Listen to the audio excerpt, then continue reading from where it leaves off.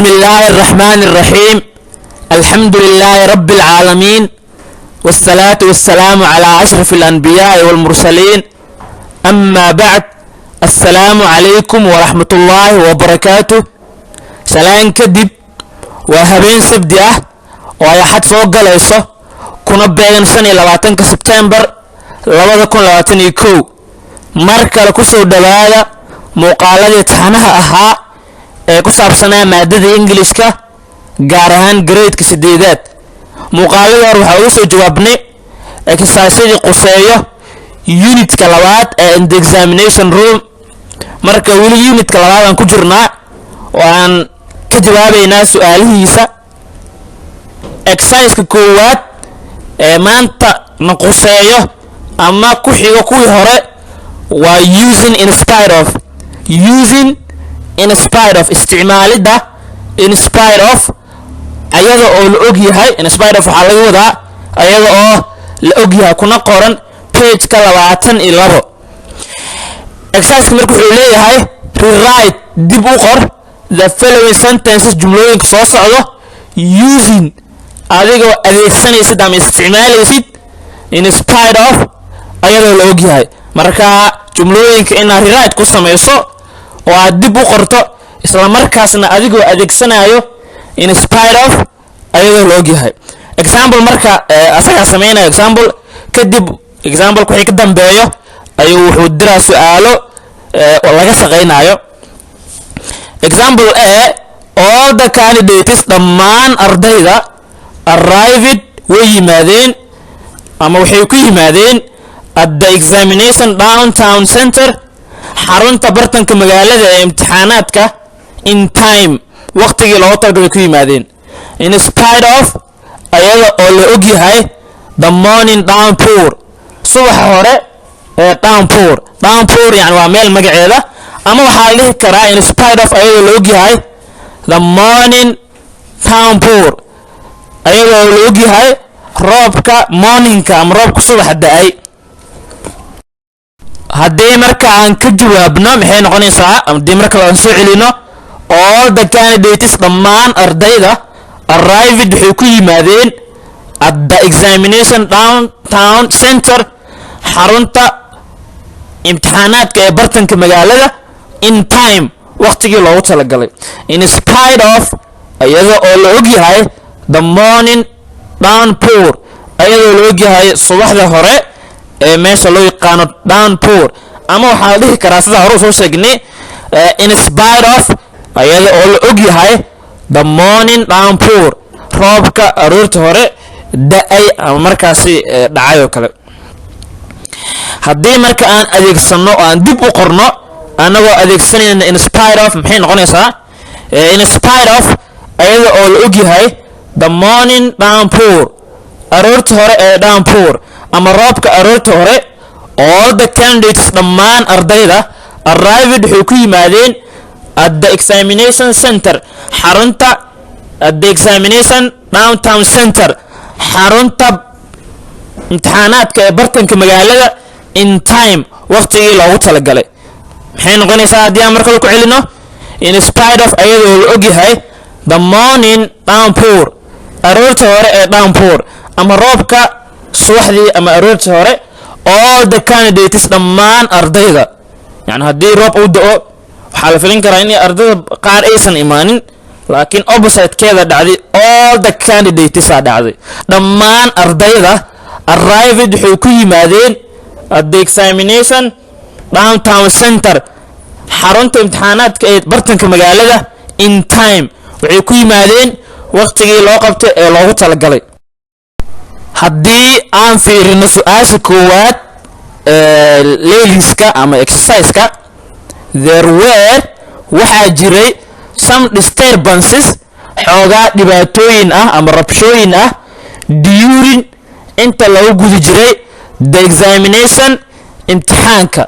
but the candidates laakiin ardayda did well wax fiican ayay sameeyeen marka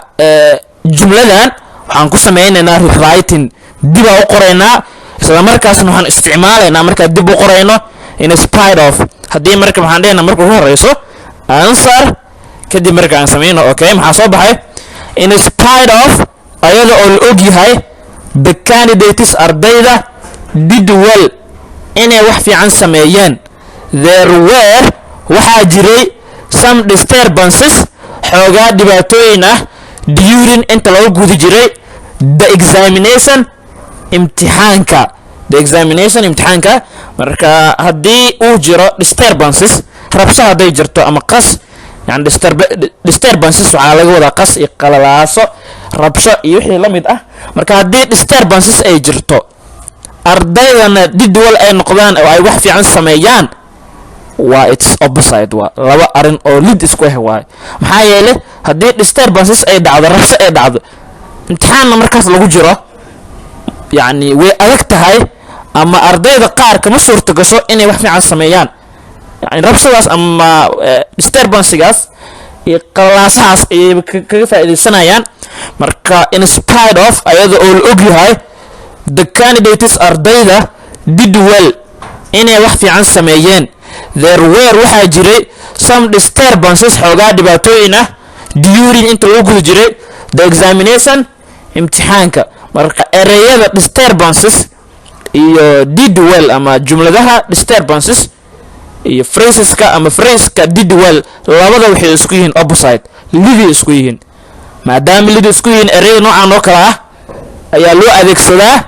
in spite of aasha labaad ee ku xigto although inkastoo Ahmed was sick Ahmed uu xanuunsanaa ama uu jirnaa he did wuu galay ama wuu sameeyey the examination imtixaanka wuu galay yani qofka hadduu jiran yahay oo sick uu yahay waxyaabaha ay ku fikiri karto ama lagu fikiri karaa ka mid ah inuusan imtixaanka galin laakiin waa laba dhacdo oo opposite isku ah xanuun inuu qofka uu haayo iyo in imtixaankii ka qayb qaato waa labo lid isku ah ama cagsi isku ah marka maxaa isticmaalaynaa dib aan qorayna waxaan adeegsanaynaa in spite of marka hore waxaan dhahaynaa answer kadib in spite of ayada oo la og yahay Ahmed was sick Ahmed inuu xanuunsanaa he did the examination imtixaanka wuu galay ama imtixaanka wuu sameeyey yani imtixaanka wuu sameeyey maxaa laga wadaa imtixaanka wuu sameeyey waxaa laga wadaa imtixaanka wuu galaa laga wadaa in spite of ayadoo la og yahay Ahmed was sick Ahmed inuu jirnaa he did the examination imtixaanka wuu galay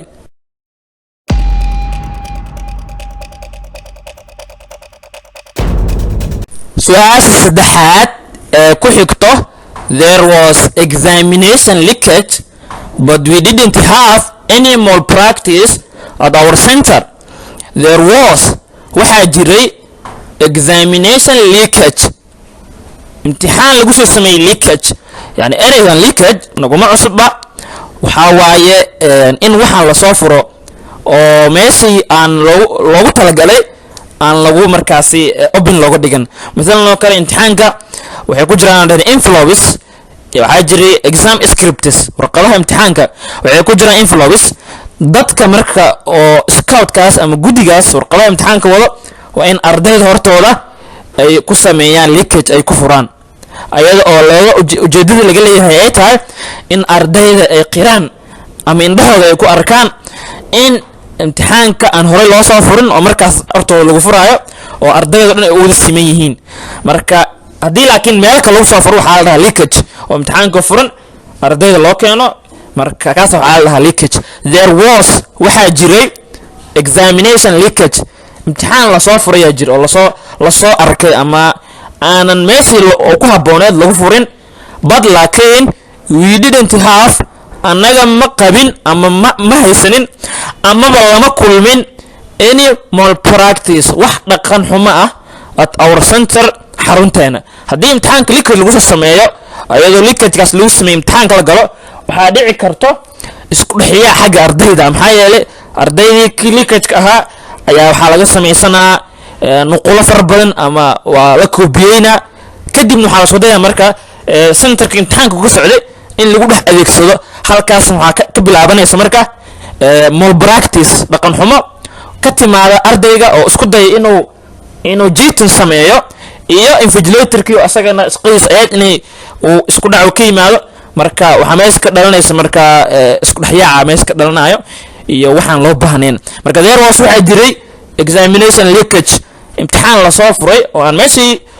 loogu talagal lagu furin but laakiin we didn't have annaga ma qabin ama lama kulmin ama ma haysan xitaa any malpractice wax dhaqan xumo ah kuma aanan qabin at our center xarunteena يعني qof iska hadlayo laakiin yani waxay ku dhisanta hadal bis maaha answer hadaan dhahno marka maxay noqonaysaa in spite of ayadoo la ogyahay there was inuu jiray examination leakage lagu sameeyay oo la soo furay we didn't have annaga maanan qabin ama mala kulmin any malpractice wax dhaqan xumo ah kuma qabin at our center xarunteen yani imtixaanka dil soo fur wax la filin karo waxa waaye inuu isku dhaxyaa uu dhaco malpractice inuu dhaco waa waxyaabaha laga sii fikir karo laakiin intaba ma dhicin marka in spite of ayadoo la ogyahay there was inuu jiray examination leakage imtixaan la soo furay we didn't have anaga maan qabin ama ku qabin any malpractice wax dhaqan xumo ah at our center xarunteena su'aasha ku xigto afraad the candidates ardayda were punctual but the examination started late the candidates ardayda were punctual waxay ahaayeen kuwa waqtigooda ku yimid punctual waxa la lahaa waqtiga qof loo qabto inuu ku imaado marka punctual waay the candidates ardayda were punctual waxay ahaayeen kuwa waqtigooda ku imaaday but laakiin the examination imtixaanka started wuxuu bilaabday late goor dambe marka haddii ardayda punctual ay ahaayeen imtixaanka waxay ahayd inuu waqtigiisa ku bilaabdo laakiin ma dhicin the examination imtixaanka started late wuxuu bilaabday late bilaabday ama goor dambe bilaabday marka haddii aan dib u qorno jumladan isla markaasna aan adeegsano in spite of maxay noqonaysaa marka hore answer haddii marka aan jumlada adeegsano in spite of ayada oo la ogyahay the examination in imtixaanka started uu bilowday late goor dambe the candidates ardayda were punctual waxay ahaayeen kuwa waqtigooda ku yimaado haddii imtixaanka uu late bilaawdo waxyaabaha laga sifki karo waxaa ka mid ah in ardayda qaarkood ay soo dibdhaceen ama ay soo daheen laakiin arrinka sidaas uu ka gedisan yahay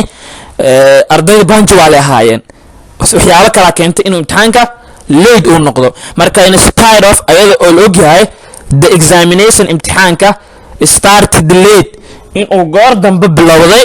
the candidates ardayda were punctual waxay ahaayeen kuwa waqtigooda ku yimaada marka ereyga late iyo punctual way iska soo horjeedaan late waa goor dambe in wax la qabto waay punctual waxaa la lahaa in waqtigii oo yani waxaas la samayn lahaa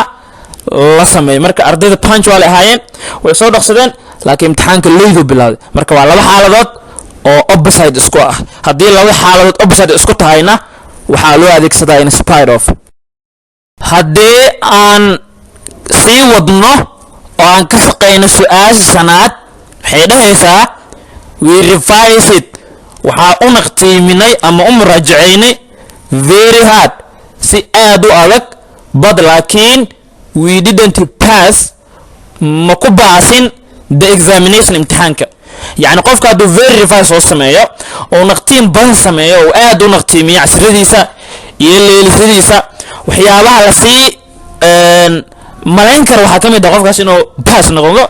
baasiduu noqdo oo u baaso horena soo sheegnay in spite of waxaa loo isticmaalaa marka laga hadlayo xaalado kala duwan marka we revised waxaan u naqtiiminay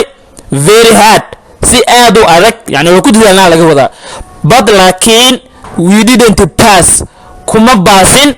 the examination imtixaanka marka jumladan waxaa lagu sameynaa rewriting dibaa loo qoraa iyadoo la adeegsanayo in spite of answer dhehena marka haddii answer aanan maxay noqonaysaa oo aan dib u adeegsano anagoo adeegsanayna in spite of waxay noqonaysaa in spite of iyadoo la ogyahay we revised in aan u naqtiiminay ama u muraajaceynay very hard si aad u adag we didn't pass haddana kuma baasin we didn't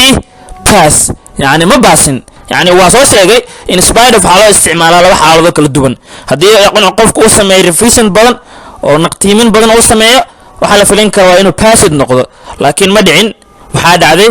didn't pass ama failed dhacday marka in spite of ayadoo la ogyahay we revised inaan u naqtiiminay ama u muraajacaynay very hard si aad u adag we didn't pass kuma baasin the examination imtixaanka we didn't pass kuma baasin the examination imtixaanka halkaas ayaan marka ku soo gabagabeynaa waa filaynaa in aad ka faa'iideysatay marka muuqaalka hadii aad ka faa'iideysatay waa inaad saartaa like hadii aad ka faa'iideysatay muuqaalka like saar hadii ay tahay markii ugu horeysay ee aad ma soo booqato aad channelka soo booqato waxaan si sharaf leh kaaga codsanaynaa in aad nagu soo biirto aad subscribe dhahato si markii ugu horeysay ee muuqaalada aan soo gelino ay ku soo gaaraan hadii hore subscribe aad dhahdayna ina muuqaalka like saarto share na garayso waa mahadsantahay assalaamu calaykum ورحمة الله وبركاته.